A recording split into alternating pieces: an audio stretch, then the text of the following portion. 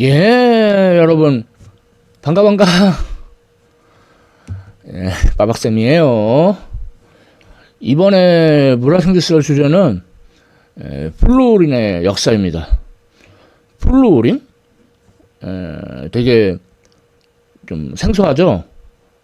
인간의 용도에서는 사실 비교적 새로운 원소예요. 그래서 고대에는 용도가 소규모였는데, 자, 현대에는 알게 모르게 되게 그 용도가 대규모로 늘어난 그런 원소 플루오린. 그래서 이름이 좀 낯설지만 제가 이제 동영상 보고 나면은 좀 친숙해질지도. 자, 플루오린의 역사에 대해서 알아보겠습니다. 자, 시작해 보겠습니다. 먼저 플루오린의 물성. 플루오린은 상온 상압에서 다만색 기체로 존재해요. 그러니까 그 연한 노란색. 뭐 참고로 다른 할로젠 원소들 뭐 플루오린 말고 뭐 염소 같은 거는 좀 황록색. 이거보다 좀 짙고 좀 그 녹색기가 보이고 기체고 상온 상압에서. 그다음 이제 브롬 같은 경우에는 이제 상온 상압에서 액체고 젓갈색을 띠고, 그리고 아이오딘 같은 경우에는 상온 상압에서 고체고 그리고 승화를 해요. 그래서 이제 그 액체 건너뛰고 바로 기체가 돼 버리는. 그래서 색깔이 좀 보라색을 띠죠. 아무튼 그렇고. 그리고 플루오린은 극도로 반응성이 높아요. 그래서 전기 음성도가 원소 중에 가장 높다. 극도로 반응성이 높은 한 예고. 그리고 따라서 독성도 아주 극도로 강해요. 위험한 물질이에요. 근데 위험하지만 쓸모가 있으니까 이제 오늘날에는 우리가 많이 쓰고 있죠. 자, 플루오린의 물성 알아봤고, 그리고 얼마나 풍부한가. 그러니까 지각, 그 지구 껍데기에서 플루오린이 13등, 그 정도로 이제 그 풍부하고, 우주 전체에서는 24등, 그 정도로 풍부합니다. 그래프를 보면, 물론 이 그래프는 실리콘 100만 원자당 원자 개수가 얼마냐, 그래서 플루오린이 좀 이렇게 높게 올라가 있어요. 질량 기준으로 하면 뭐 이렇게까지 많지는 않아요. 자, 그 다음은 원소 주기율표 내에서의 위치. 플루오린은 원자번호 9번. 근데 사실 뭐 요 열에 컬럼에 있는 게 다 할로젠 원소죠. 그래서 플루오린, 염소, 영어로는 클로린, 그 다음에 브로민, 그냥 간단히 브롬 그렇게 얘기하고, 그다음에 아이는 그 옛날에는 요드, 요즘은 아이오딘이라고 그러죠. 그래서 무슨 딘 이렇게 끝나요. 그 다음에 이제 그 아스타틴, 얘는 방사성 원소고, 그 다음에 테네신, 이거는 이제 최근에 발견된 거고, 그래서 실질적으로는 아이오딘까지가 할로젠 원소죠. 그래서 그 중에서 제일 첫 번째 플루오린. 원소 주기율표 내에서의 위치 알아봤고요. 자, 다음 이제 플루오린. 고대에는 뭐 그렇게 많이 사용이 안 됐는데, 그래도 그 고대에 사용된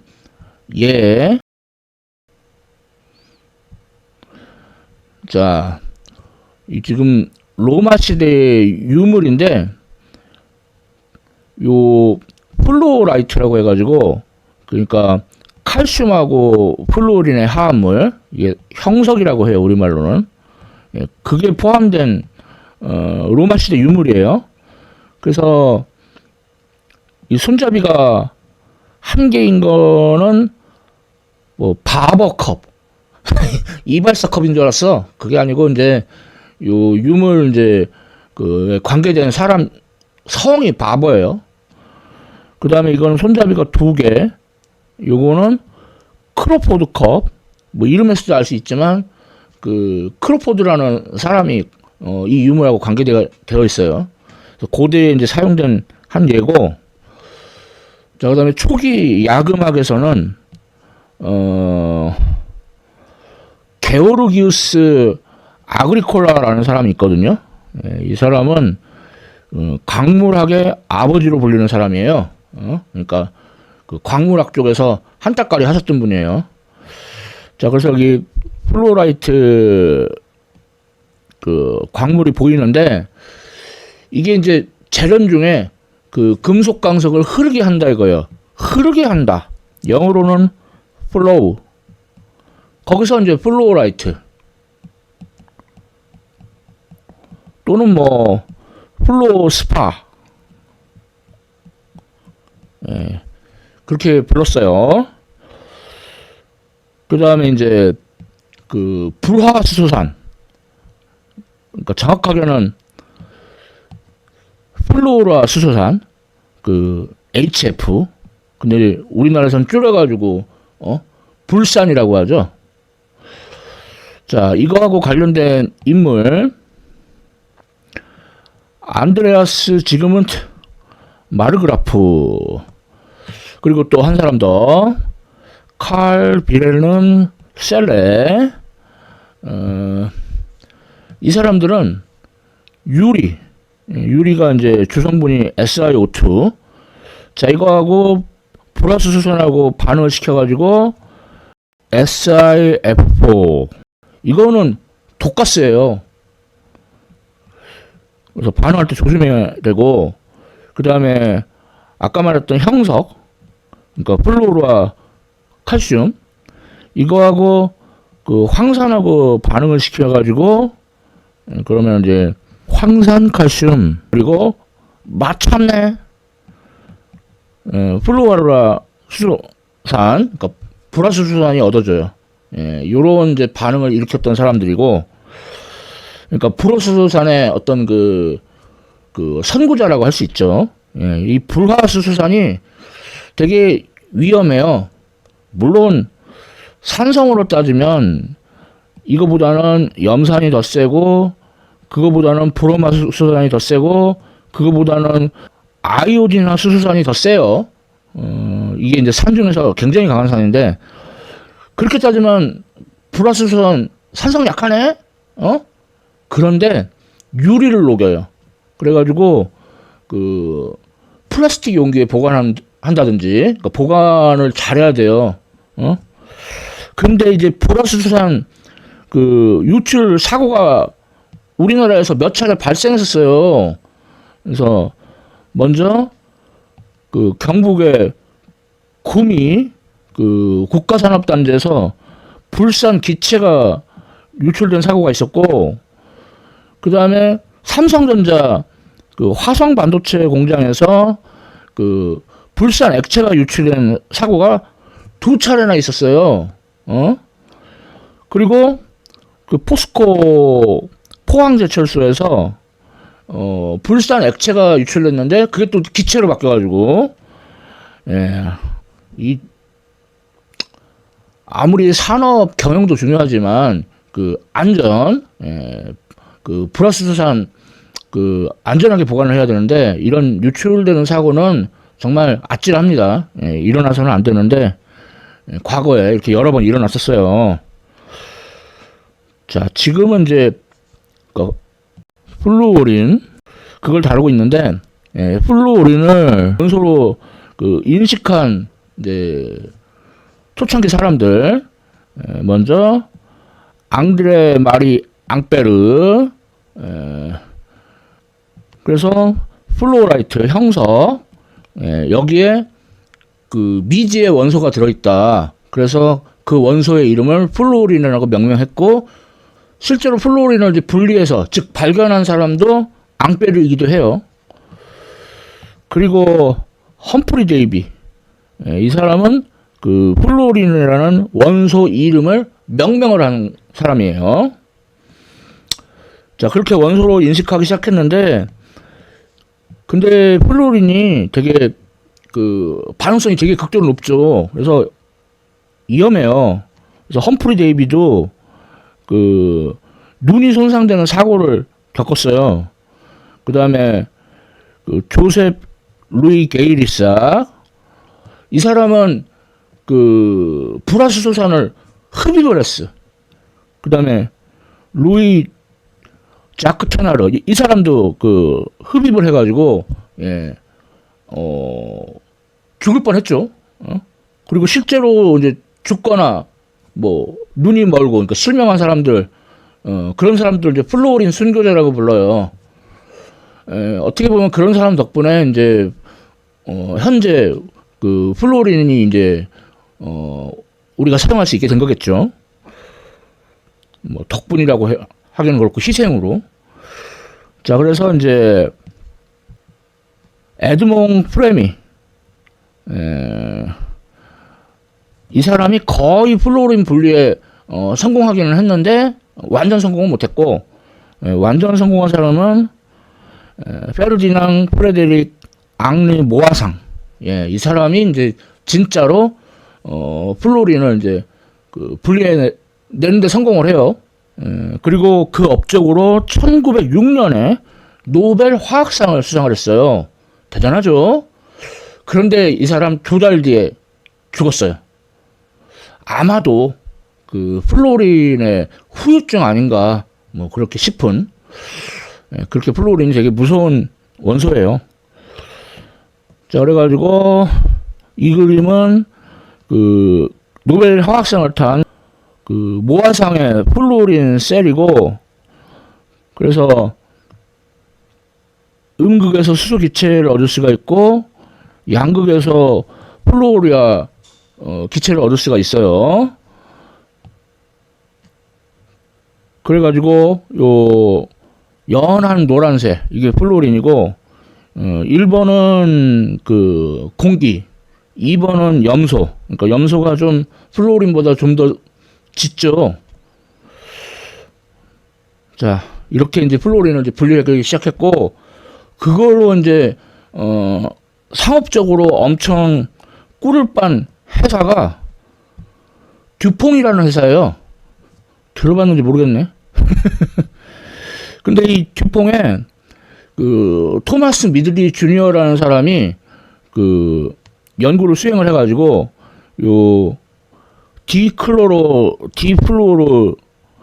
메세인, 그러니까 클로린, 그러니까 염소 2개에다가 플루오린 그 2개로 이제 생긴 물질, 이걸 이제 프레온 12 뭐 또는 뭐 R12, 그렇게 부르기도 하는데, 냉매나 그 에어로졸 분사 추진제로 사용이 되는 거예요. 그래서 여기에서 이제 뭐 발전해 가지고 플로로카본 CFC, 또 뭐 하이드로클로로플로로카본 HCFC, 그다음에 뭐 하이드로플로로카본 HFC, 다 거기서 거긴데 통칭 프레온 가스라고 해요. 그래서 이게 과거에 그 냉매, 그러니까 뭐 냉장고라든가 에어컨이라든가 그런 거에 많이 쓰였는데, 문제점이 뭐냐? 지구의 오존층을 파괴합니다.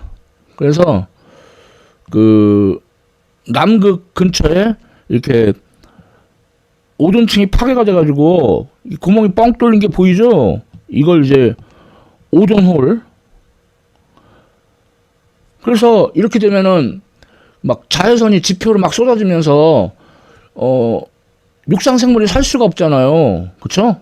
그래서 오존층 파괴되면 안 되는 아주 소중한 거예요. 그래가지고 사람들이 오존층 파괴를 막기 위해서 몬트리올 의정서라는 국제 협약을 맺어요. 그래서 여기서 그 프레온 가스를 만들거나 사용하는 거를 금지를 시켜요. 다만 뭐 잠수함이나 그 항공기의 난연제, 그러니까 불붙기 어렵게 하는 그런 용도로만 허용을 했어요. 근데 그것도 정확히 말하면 선진국 위주고 그 좀 잘 못 사는 나라들 아직도 프레온 가스를 쓰고 있어요. 그러니까 오존층 파괴, 육상생물의 멸종, 그거를 걸고 간당간당하게 지금 살고 있는 거죠. 참 큰일이에요. 빨리 전혀 쓰지 않게 해야 되는데. 자, 그 다음에 이제 플루오린이 사용된 또 제품으로는 테프론이 있는데, 요거는 이제 그 듀퐁의 로이 조세 플런켄이라는 사람이 발견을 했는데, 이것만으로도 이제 덩치가 커져가지고 듀폰에서 이제 분사, 그러니까 회사가 나뉘어져가지고 캐머스라는 회사에서 이제 이 테프론을 이제 독자 상품으로 사용하고 있어요. 이게 원래는 그 폴리테트라 플루오르 에틸렌이라고 하는 물질인데, 그래서 요런 그 우리 후라이팬에 그 눈스틱 코팅, 그 다음에 이 배관 작업할 때도 테프론 되게 많이 써요. 그리고 맨해튼 프로젝트, 자연 상태에는 우라늄 238이 다수인데, 그 원자폭탄이나 원자로에서 사용하는 우라늄 235를 농축을 시켜야 될 거 아니에요. 그래가지고 그 우라늄 헥사 플로라이드, 그러니까 UF6, 예. 그래서 이거를 그 맨하튼 프로젝트에서 그 기체 확산하고 그 전자기 분리법을 이용해가지고 그 우라늄 그 분리 및 농축을 했어요. 네, 현재는 이제 원심 분리기 기술이 대세죠. 암튼, 자, 그리고 또 듀퐁, 그 듀퐁의 윌 버트리 빌 고어라는 사람이 나와가지고 WN 고어 앤 어소시에이츠라는 회사를 설립을 해요. 그리고 거기서 이제 그 사람의 아들인 로버트 고어가 고어텍스 사업을 시작을 합니다. 고어텍스는 이제 이것도 폴리테트라 플루오르 에틸렌, 그거를 사용하긴 하는데 좀 확장된 PTFE 이제 막을 이용한 게 바로 고어텍스 소재예요. 그래서 뭐 아시죠? 고어텍스 그 방수 잘 되고, 그 다음에 공기 잘 통하고 통기성이 좋죠. 그러한 이제 직물 멤브레인이죠. 그래서 이렇게 듀퐁이 되게 꿀을 빨았어요. 플루오린으로. 그 다음에 이제 플루오린은 이제 최대 사용처 중에 하나인 반도체. 반도체에서도 플루오린 엄청 많이 써요. 그 반도체 이제 공정을 보면은 뭐 처음에 에칭, 그러니까 식각, 그 다음에 뭐 세정, 그 다음에 화학적 기계적 평탄화, 약자로 CMP, 그 다음에 이제 그 포토 레지스트 그 이제 제거하는 거, 이런 곳에 플루오린이 많이 사용돼요. 특히 식각, 여기서는 뭐 SF6라든가 뭐 CF4라든가 뭐 NF3라든가, 이런 그 플루오린이 포함된 화합물을 사용을 하죠. 근데 얘네가 그 온실화가스의 그 능력을 나타내는 GWP라는 값이 있거든요. 그게 너무 높아요. 특히 SF6 같은 경우에는 이 GWP 값이 23,500. 뭔 소리냐면 이산화탄소의 온실효과보다 23,500배 크다는 뜻이에요. 그래가지고 요거 가지고 뭐 화성 뭐 이런데 테라포밍 하는데 쓰자라는 그런 별난 아이디어도 있지만, 아무튼 반도체에도 사용이 되고 있어요. 그래서 일종의 양날의 검이죠. 이제 되게 플루오린 되게 활용을 잘하고 있는데 자칫하면 큰일 난다. 그렇죠? 너무 일상생활하고 너무 괴리가 된 예였나? 자, 그럼 일상생활하고 밀착된 예. 충치 예방. 이빨의 범랑질의 하이드록시 아파타이트를 플로라 파타이트로 이제 바꿔줘가지고 충치를 예방을 하는데, 그래가지고 이 정수장에다가 아예 그냥 플로린을 풀어놔요. 불소를. 자, 근데 우리나라에서는 한때 그렇게 했다가 현재는 안 하고 있어요. 왜냐면 뭔가 좀 윤리적으로 그리고 안전적으로도 뭐 그래가지고 반대들을 하고 있어요. 그리고 이제 하여튼 외국에서는 많이 하는데 불소 치약도 나오고 데이터를 보면은 어느 정도 효과는 있어요. 자, 이게 일상적인 예였고, 그다음에 의료에도 플루오린 사용하는데 플루오린 중에 방사성 원소, 그래서 질량수가 18인 플루오린 원소는 이게 반감기가 2시간밖에 안 돼요. 그래서 이거를 이제 몸에다 주사해가지고 방사성 초적자 트레이서로 사용할 수 있는데, 얘가 포도당에 흡수돼가지고 플루오르 디옥시 글루코스를 형성을 해요. 뭐 어쨌든 포도당이에요. 좀 변형된. 그래서 이거를 먹고 펫 스캔을 하면, 그래서 펫은 강아지나 고양이 아닙니다. 양전자 방출 단층 촬영.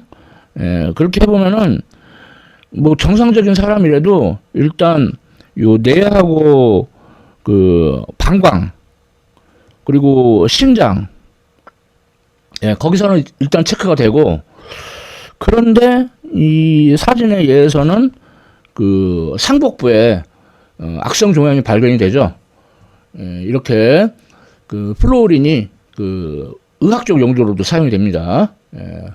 우리한테는 낯설었지만 이렇게 의외로 친숙하게 많이 사용되는 원소가 플루오린이에요. 자, 빠박쌤의 문화생태설 플루오린의 역사에 대해서 알아봤습니다. 자, 지금까지 시청해주셔서 감사합니다. 빠룽빠룽.